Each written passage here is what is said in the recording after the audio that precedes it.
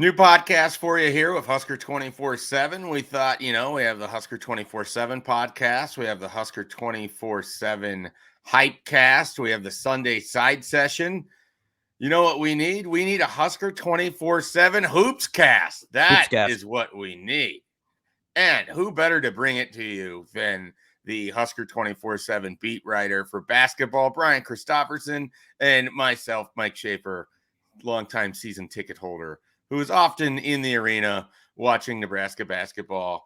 And Brian, I'm kind of excited about it. Sometimes we'd work basketball in for like 12 minutes at the end of like an otherwise 50-minute podcast, and it just didn't feel sufficient. This is a very intriguing Nebraska basketball team, and they are 1-0. They won their opener, which is not always a given around here. Nebraska wins 84-52 over Lindenwood. We were both there. You in a professional capacity, me in joggers and a sweatshirt and a Vikings hat. So let's talk about Nebraska basketball here. 1-0, beating Lindenwood. Your initial thoughts on what you saw Monday? Okay, Lindenwood. I'll say this first, just to get out of the way. Lindenwood's picked like 10th in the Ohio Valley conference in the preseason poll, and has a lot of new players. So that's put that out there right away. But we've seen Nebraska basketball through the years. They lost an opener like this a couple of years ago. Western Illinois, yeah. You see something, the Fred Hoiberg's first ever game at Nebraska. Yeah. So it's gone sideways before. And what I liked about last night was there was just precision in the first half, and day one didn't necessarily feel like day one, especially for a team that has had a really disjointed offseason, in the fact that Rink Mass is out with an injury and for a strange deal, and Josiah Alec, hurts himself and misses a week or two leading up to the game, and obviously Keisei's not there yet, and Juwan Gary's not available at this point. And so you're wondering, how well are these guys actually going to mesh together? And they come out and they shoot 57%. Really had good inside outside game. They're able to get it from all levels. They're 9 of 19 from being behind the arc in the first half, and they led 51-24. And I was just like, that was crisp. It really felt pretty good for an opening 20 minutes to a season for a team where a lot of parts are sort of blending together. Yeah, it's always interesting, these openers, because Nebraska's offseason has been pretty turnover heavy in terms of the personnel. And so usually that first game, if you're like me and you tend to skip the exhibition or the opening night practice, if you will, if you tend to skip those things, you generally have no idea what to expect and who's going to be on the court and what they look like. And Brian, one of the first indications I had of what this team is going to look like, they have more, it looks like Big Ten bodies on their roster than what I have come accustomed to. They have several front court pieces. Rink Mass, the guy I have season tickets who has said this. He goes, I just sort of expected Rink Mass to look more like Brian Conklin and less like sort of a power forward. Yeah. And so he's got a little bit more physical body to him. Josiah Alec gives Nebraska the closest version they'll ever have to a Lopez brother, it appears. And so, that's an all effort. That's a heavy compliment, by the way. All effort, all energy, just seems to be flying all over the place. So it was from the front court perspective, it was kind of interesting just seeing what they have and then knowing how that kind of could match up with different Big Ten teams. And that's without Juwan Gary, who's another piece that could be in that front court as well. So I was with some of the new pieces coming in, for me, a lot of it is just like, okay, how do they look? How does this look like they're going to physically match up with some of these teams? Because you get the Purdue's and the Michigan States and some of these programs that can just throw big body after big body at you. And Nebraska really hasn't been able to match that up a lot. It feels like they're a little more equipped for that right now. And, Blaze Keita wasn't even available, I believe, last night as well, too. Yeah, Blade's still dealing with that ankle. They're trying to see where that's going to go. I don't know what the timetable is, but I agree with you. I guess the most encouraging thing to me was probably the front court. I thought to myself, this looks legit. If these guys can stay healthy, Mast and Alec, they're veterans of the college game who can get after it on the boards. Also can give you, I think Mast can shoot it probably better from the outside than Derek Walker could. So there's that option. Matar is a fun freshman who looks fluid, who could grow into some stuff as the season goes along. And Pronounced Jope. That's Jope, how yeah. the last name is pronounced. For those Yep. that are looking at it and wondering what Kent Pavelka is saying, Jope. Jope. Yeah, I just said it wrong on the radio too, prior to this podcast, but Jope it is. And he had a monster dunk for his first field goal as a Husker. It was kind of fun. But to your point, a lot of years we've gone in when we get to the Big Ten season, Nebraska on most nights will go up against somebody, and there's sort of this idea like, can they hold the rebound statistic within like 10?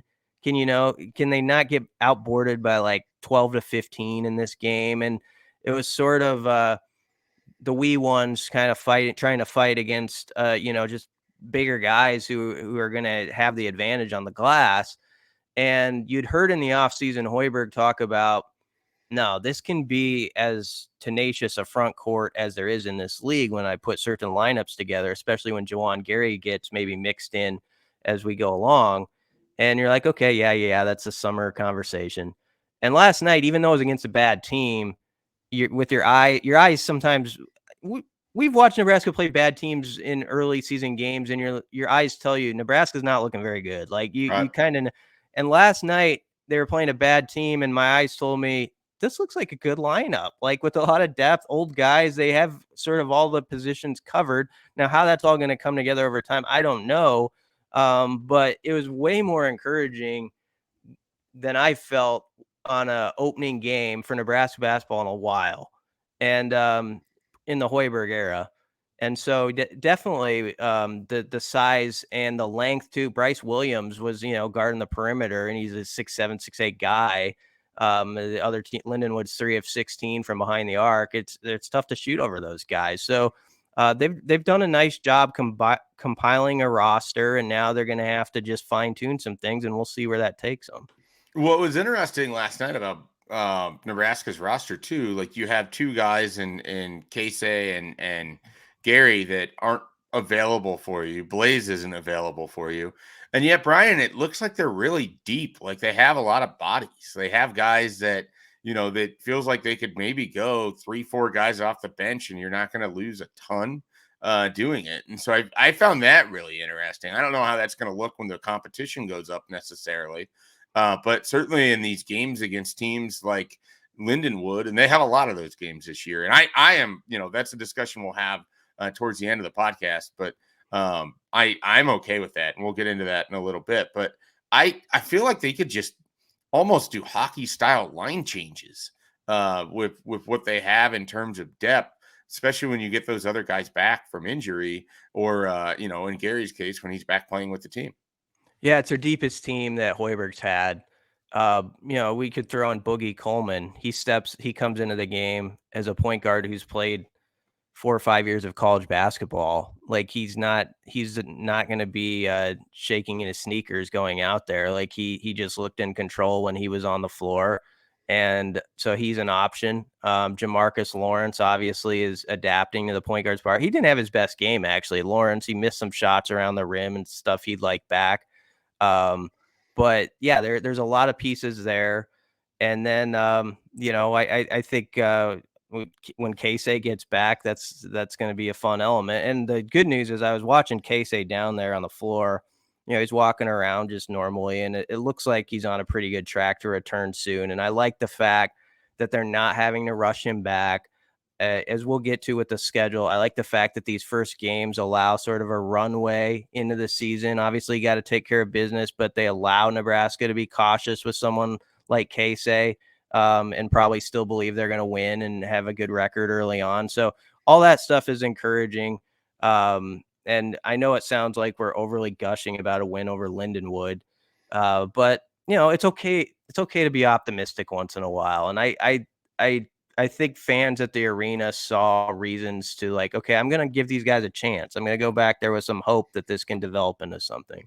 Yeah, I mean, and what I was looking for out of yesterday was just to, like I said, I wanted to see how they matched up physically. I wanted to see some of these new pieces. And it doesn't change the equation for me. And Mm, we can kind of dive into this if you want, Brian. But I sort of view this team as last year they were right around 500. My expectation for them for this year is to be, a solidified NIT team to have, to potentially be on bubble watch towards the end of the year, but if you don't make the tournament, you're an NIT team. And if things break for you, if you put together the quality of wins you need to in the conference season, then you're going to be a tournament team. Because in my mind, the Big Ten, and especially this year, it looks like it's good again. Is a 6 to 7 to 8 sometimes bid league, and I think Nebraska has the ability to at least challenge for the top half of the conference. So we'll see what they're able to do when the competition goes up. But a lot of tonight was to just kind of look at the roster, and they handle business, and that's what you wanted to see, and that's good. We if you really want us to start gushing, I got one for you. okay.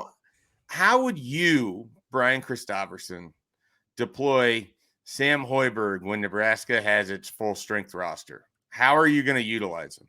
Because to me, last night, every time he was in, Nebraska was at a different level playing. Like, he has great court vision. I mean, he had some really nice passes. And again, it's Lindenwood, and it's not, Maryland. It's not whatever. But we've seen him play well. We saw him play well in February last year. He looks bigger, looks every bit as athletic and hustling as much as he was. He just feels like he's going to be an important piece. And I almost wonder if he isn't your like energy guy coming off the bench, 6-man type role. Mm, Like, he looked really good last night. He got 25 minutes. And I am just totally sold on Sam Hoiberg being an important part of this whole thing. yeah. He's an amazing story because really injuries forced him into action last year. And from the jump, he seemed ready for it. Like, I remember that first game he came Yep. out, and I think he was like 4 or 5 or something right away. And he just like he gets his hand on the ball a lot for a guy who's undersized compared to a lot of guys on the court. He comes away with it more often than not. He had 2 great passes in that game. One to That cross court pass for the layup was yeah, incredible. I yeah. had such a great view of that from where that was, where my seats are. Like, that was a pristine pass. Yeah, that was, like, from the John Stockton school there a little bit, and, I'm not saying he's John Stockton, but yeah, that for the one Please say that he's John I Stockton. think he's the next John Stockton. All right, there we go. No, for what I'm gonna cut it out for social media. No, that the passage to Jamarcus Lawrence was so good, then Jamarcus blew the layup. But he'd got one to Wilcher where he lobs it just over an outstretched defender on the run. It was good. When he shoots the ball, I expect it to go in. Yeah. And he also has a knack for getting to the hoop with his size and carving out shots for him. And yeah, the competition was what it was, but he's done that in the Big Ten. Yep. And there's no question he's going to be key all year for this team. And he's going to come up clutch and win this team a game or two where it's tight, because he's just he's got savviness about his game. Obviously knows it well from being in having a dad as a coach and all that and being around it all his life. But man, he's been such a great story, and he's not really an underdog story at this point. People want to make it that, but he belongs out there, and he plays like it. Yeah, I mean, it was funny. I was driving home. I left early before the game had finished. I was driving home listening to the broadcast, and he missed a couple free throws, and it was Yeah, he like did. it was like a startling revelation to Kent on the radio. He didn't know. He was like, "Well," and Coach Hoiberg's staring at Sam here, and he's not really sure what's going on. And Yeah, I think he was so, 3 at 5. yeah, I mean, it's that's sort of where we're at with it. But I really think he is going to be an important piece. I love the energy that he provides. I mean, it's just I he has a confidence about him where it's like, it's not, do I belong out here? It's, I absolutely belong out Yeah. here.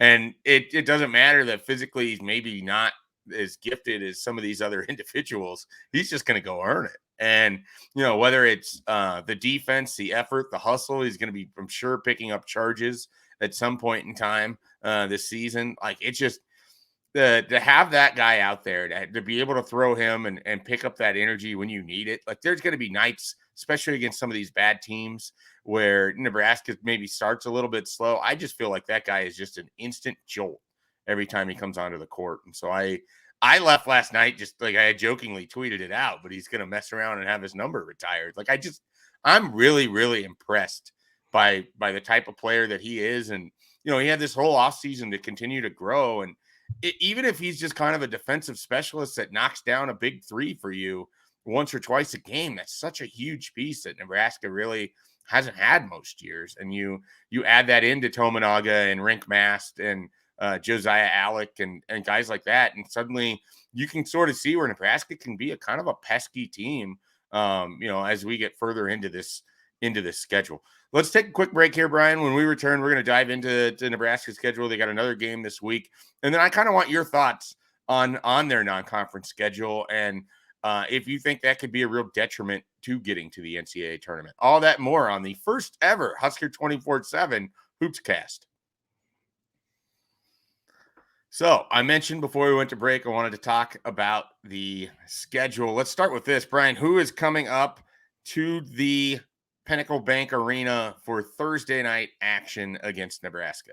Florida A&M is Thursday at 7 bells at Pinnacle Bank Arena. The Rattlers, aren't they? The Rattlers? Yeah, Florida A&M Rattlers. The FAMU Rattlers. I'm pretty sure that's where Ed Reed was supposed to coach at one point. You're right. Before everything went sideways for him. Yeah, that's correct. He's not coaching the basketball team either. And then they play Ryder on Monday in the Cornhusker Classic. That's one of those that remember they're doing kind of that funky tournament where it's not played in consecutive days. It's sort of spread out, but it's called the Cornhusker Classic. So Florida A&M, Ryder, Stony Brook, and then there's the game you're going to be at in South Dakota, right? Against Oregon State, which is on the Peacock Network, which Husker fans can share their opinions about. That seems to be awesome. It's a great time to get Peacock. You can watch Saturday's game against Maryland, and you can watch the following weekend's basketball matchup against Oregon State. Yeah. So, the way the schedule sets up, yes, it is an easier ride, it seems, than last year. You can't take any of them for granted because you know how costly like a loss to one of those teams can be on your resume. So the truth of it is, you want to see Nebraska at like 9-2 at least out of non-con. And there are two biggies, of course. They play Creighton and they play Kansas State. So if you could get one of those and mix it in by running the table with the games people hope you're going to get, you'd be fine resume wise, probably. How it works out at the end when we get to February and March, I don't know. But for this particular program, I kind of appreciate that there maybe can be some building optimism for a month or so, as opposed to the immediate, like, oh, they're 2-3, whatever, so I think there is something to be said for, even if it's winning against lesser teams, still winning. And we'll see if they can do that. But if that's the case, I think folks around here will kind of build up momentum around this team, especially as the football season ends and volleyball ends and all that stuff. And there's going to be some excitement if they're sitting there like, 11-3 or with a nice record kind of going into the heart of Big Ten play. Did Fred Hoiberg give any indication as to any sort of change or any difference that we can expect for Thursday? Or do you think it'll be similar lineup, similar kind of rotation? I think it could be similar. He did say about Keisei, he kind of reiterated what he said last week about you just got to be cautious, with that. They're not going to rush it before they have to. So I wonder if we see him next week, maybe in those games. It seems like he's pretty close. He hasn't done, I believe, contact yet since the injury. So they probably want to see him run out there for 2 or 3 practices before they throw him into a game. But Juwan Gary's a day-to-day situation it was a violation of team rules, as it was explained. So I don't know how many games that's going to end up being. If he's out for a few games, they had a situation last year where Eric Walker missed 5 games early on, and it was a tougher schedule, and they kind of it hurt them, not having Walker out there. You're kind of hoping with this schedule and some of the pieces they have in place, they can survive it better win-loss wise. So that's a positive about that situation. And obviously, as we said in the first segment, they've got depth to sort of overcome that right now. So they should be okay as those guys kind of work their way back. Yeah. Do you, as you sort of look at the way things played out on Monday, who were sort of the new guys that kind of stood out to you, if you could kind of power rank it? Like, what performances really kind of caught your eye, not from returning guys, but from the newcomers? Okay, power rankings. Alec won. Yeah. Because Alec is going to be a crowd favorite, and he's going to annoy the crap out of opponents. He's like He's a Lopez brother. Yeah, I'm he's one of telling you. those guys who's going to get on the floor. He's going to, nothing intentional, but that hurts, that's bad. He's just there's going to be elbows flying and, going after the ball. And yeah, it's going to be fun when he gets to Big Ten to watch him go at it with some guys to get the ball. And, so he would be one. He got on the floor. Hoiberg actually said after the game he didn't like how his team worked the 50-50 balls. He didn't think they got after it enough early in the game. But there was a point where it was a 31-point game, and Alec dove on the floor and got it. And, that's the sort of thing you cut up as a clip and show to your team. So he'd be one. I'd say Mass is right there, 1B. The thing I like, Schaefer, is in the post game, these are two guys who haven't known each other that long. They're up there together, and they're sort of finishing each other's sentences. Like one starts like, Oh, we got a buddy comedy. Yeah, they were like kind of jokesters back and forth and having fun, and they just felt really comfortable in their skin, like in the Husker uniform for guys who had just got here, and they're the leaders already of this team in many ways. And so that was kind of comforting to see that, like, okay, these guys, they feel like they belong, and they haven't had a lot of reps together, and it looked good. So I like those as 1, 2. Let's see. Bryce Williams, what were your thoughts there?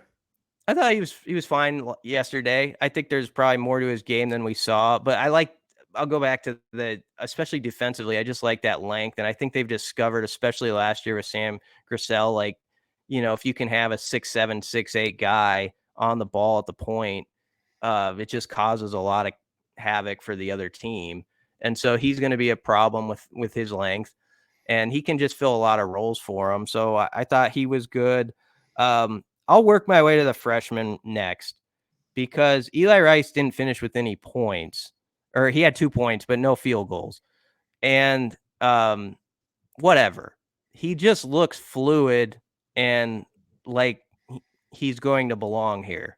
And we've seen guys get here and you kind of have hopes. You see their name like on the recruiting stories. You're like, okay, maybe that's going to be really good.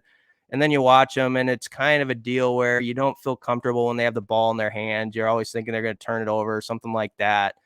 And both him and Chope, when they touch the basketball, it seems like they were meant to touch the basketball. They're not going to just give it away. They're not going to bounce it off their knee. It's stuff like where it just feels they feel comfortable within how things are working in the offense. And so I got a lot of hopes for those two guys. And that's sort of why I was so encouraged by last night. You got a really veteran team with the bigs who look formidable. And then you've got these fun pieces that we're going to watch try to develop along the way, maybe in 10 to 12-minute roles, but they'll still have some roles. And they're going to have some moments that I think are going to be fun. So that was those guys, I think, to get their first game out of the way. And, Eli Rice played 19 minutes. Chope got a dunk for his first field goal. That stuff has to feel good kind of walking away. Yeah. Ken was saying that Jope is the best athlete on the team. And I didn't know if that was just like the sort of fodder you say when it's a 40-point game and you're playing Lindenwood, or is there real, do you think there's real truth behind that? No, that's what they say. They say he's like always first in wind sprints and everything. And he's just, just kind of a freak athlete. Like he's still a little raw to the game, but not so raw that there were 2 or 3 former Huskers who crossed my mind who I had hopes for, and I'm not going to name them, but I had hopes for, but they were kind of clumsy with the ball, and it just always felt like something bad was going to happen half the time. And I really think in these 2 freshmen, you have some guys who can maybe avoid some of that and look a little more comfortable within everything. And he's one of them, and he is one of their best athletes. Apparently his dunks are pretty incredible, I guess. And he had one yesterday, but Alex said that was like nothing. Like that was nothing like he's shown. He also pointed out though, like anybody who's a layperson at home should consider that Chope was on the bench for 90 minutes, and a lot of guys wouldn't go out there and rock the rim like that, like, and have that sort of athleticism. So yeah, he could be fun to watch. The freshmen are going to be an interesting sidebar. Yeah. I believe Boogie Coleman is one of the last ones left we haven't touched on. You mentioned him earlier, and he is a transfer, I believe, from Ball State. Yeah, I and have that right? he was at Missouri briefly. So he's been in a power conference program. He had a good stat line. He had I think 5. he's going to be a solid, backup guy, and if you have to play him for a lot of minutes, I think that's part of it. Is there's a competency of the roster that feels sort of veteran, mixing in some sort of younger pieces, but they feel veteran, Brian. Like they feel like a lot of guys that have played a lot of basketball. Yeah, they do. Coleman had 5 points, 6 rebounds, 4 assists. So solid stat line. He's very in control, and you're right with the veteran part. I don't know how to put the right words to it, but you like watch Boogie Coleman come on the court, kind of adjust. His jersey was untucked, kind of putting it in and stuff. He's just like, you can tell like he's been there like 200 games, like a guy who's played college basketball for 5 years, and this is old hat, stepping onto the court. It wasn't like any nervous energy or stuff like that. He was just composed, and he ran the offense pretty well. So he also looked pretty good in the scrimmage against Doane, I thought, the exhibition. So yeah, he gives a depth piece. How Jamarcus continues to grow into that point guard spot is going to be a very key point to this season. And I'm sure we're going to have podcasts as we go forward that are less like, bubbly and where Right. things don't look as good. But you're right. They have guys they can turn to if one guy is struggling and hope that maybe fixes the problem. Yeah, I almost sometimes feel like Demarcus Lawrence could be the forgotten guy. And then you think about his big game against Iowa last year and sort of the way that he emerged at times down the stretch in that fun month of February for Nebraska basketball. And he's kind of almost someone you think that he's maybe older than he actually is, but he's just in his, early part of his college basketball career. He's one of those guys that could end up being a breakout player for Nebraska. I mean, he has kind of a swagger to him, and certainly wants the opportunity to take shots. It feels like it has the potential to be a strong outside shooting team, and he could be a part of that. He's just a really kind of intriguing piece returning, and we spend so much time talking about Tominaga and what he can do. Demarcus Lawrence was part of that whole run last February as well. Yeah, I mean, he was scoring like 15 a game in Yeah. some of those key ones down the stretch. He was actually the guy who kind of kept them afloat in their Big Ten tournament loss to Minnesota, which was a real clunker. But he played well in the first half. He hit some shots that kind of kept them in the game. So he has a lot of confidence, I think, stemming from that. But the other thing, if you talk to him, and this might be what doesn't show up as much to people, is he's a pretty good defender. And he takes a lot of pride in that. And he could be one of Nebraska's better defenders, I think, as this season goes along. And he wants to be recognized as one of the top defenders in the league, he has said. So as you consider, like, if his shots aren't falling or whatever's going on that end, people just should take stock and see, okay, how's it looking on the other end? Because there could be some stuff. He's doing pretty well there. All right, Brian. Well, I think that is I think that hits on everything. Is there anything we didn't get to? I didn't ask you What do we think CJ Wilcher's role is for the 2023-24 season? I would guess he loses his starting spot when guys come back, but what do you think Wilcher can bring for Nebraska? He's another veteran that's seemingly been here a long time. Like, I think he might have the most games played in the Fred Hoiberg era. Yeah, I kind of think you're right. He would drop off out of the starting 5 and maybe into that 7th, 8th guy role. He played well last night. He did. Yeah. He had a really nice play. I think it was Masty hooked up with on it, where he was caught in the air on a shot, and then at the last second he saw Mass was running free as the defender came out at Wilcher, and Wilcher hit him, and it was like an easy bucket.